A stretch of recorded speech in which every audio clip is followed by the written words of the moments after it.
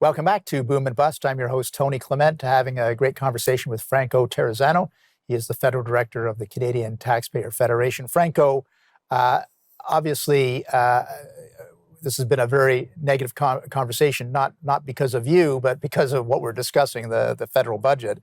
But what Canadian Taxpayers Federation, you're also a policy generation outfit that seeks to have better public policy for Canada and Canadians. What should be done when it comes to cost containment and taxes, do you think? Well, Tony, I understand this has kind of been a little bit bleak, but there is optimism. I know the finances are in really, really rough shape right now, but as crazy as this might sound for me to say, it actually wouldn't take too much spending restraint to bring the books back into balance. Now, every year, one of the problems this government has is that every budget it releases, its projected spending goes up and up and up. That's called the ratchet effect.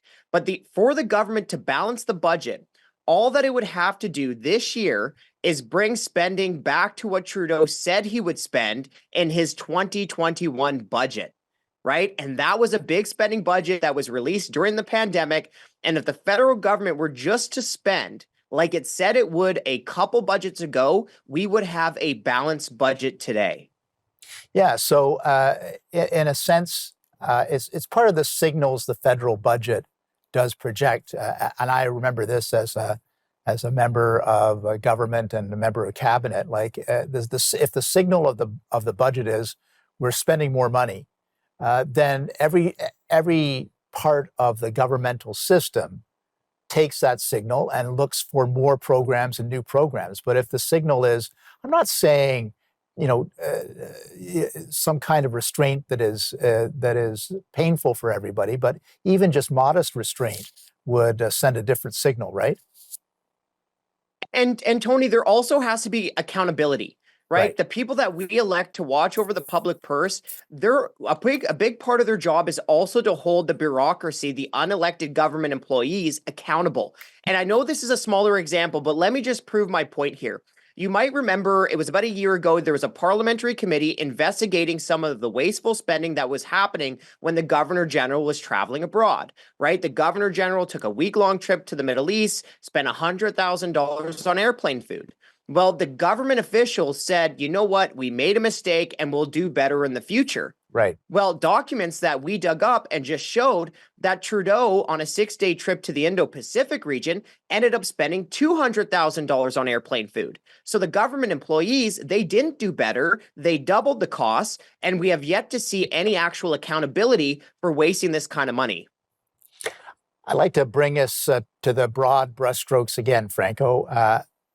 There's already starting to be some commentary from some of the supporters of the Trudeau government that the only thing that Trudeau and his gang are doing is right-sizing government, that under Harper, the government was too lean, therefore too mean in their point of view, and that all this government is doing is having the proper sized government for an economy the size of Canada's economy. This is a very dangerous argument in my point of view because it justifies future spending, future government encroachment, future taxes. Do you have the same concerns? I'm very worried about that. And I think what people really have to understand and are more understanding now is that we have a high cost of living because we have a high cost of government. Like, I understand that there's many different things that influences prices day to day, but one of the things that have been driving up Canadian prices have been the size of government, the massive amount of debt, where the Trudeau government has doubled the national debt this year. And look, during the pandemic years, the central bank did print hundreds of billions of dollars, largely purchasing Government of Canada bonds, a prime driver of inflation. Then you have the government taking more money off your paycheck, with payroll tax hikes, and also making things more expensive with its carbon tax hikes. So, the fundamental, or at least one of the fundamental problems economically facing Canadians is the high cost of living. And the only real way that we're going to be able to fix that key issue facing Canadian families is to reduce the size of this very inefficient government.